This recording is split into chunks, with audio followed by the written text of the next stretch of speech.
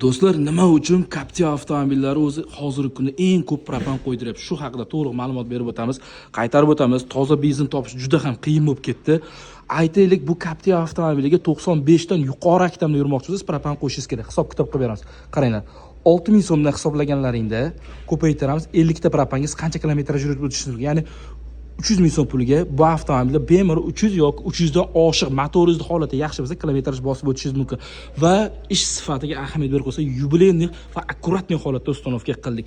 Tarello 100% mana shu motorga maksimum davlat yetkazib bergan original reduktorlar, original xomutlar, zavodskiy qilib uстановка qildik va gaz klapan обязательно biz qo'yamiz. Buni qo'yishlik 3-paketda shart.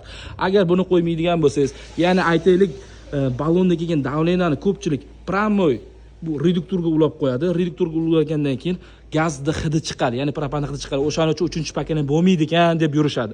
Keling, biz kafolati bilan oldi jihozga 1 yil garantiya 100% berib, ballonga esa 10 yil kafolati bilan uстановка qilib beramiz.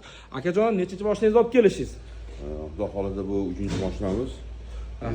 3-mashinamizga 3-propanimizni o'rnatish jarayonidamiz. Xudo xolisa. Bolalarning ishini ko'rdik. Bolalarning ishiga o'xshashning gap yo'q. Молодец. Kelish tavsiya berasizmi? Hammaga tavsiya qilaman, kelinglar, ishlari sifatli, chiroyli.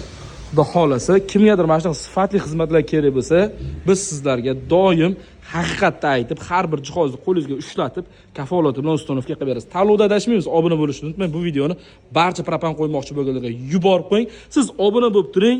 Sizni qiziqtirgan har qanday savolga bizda обязательно yechimi bo'ladi. Sirdorim etangiz doim sizlarga haqiqatni aytib qoladi.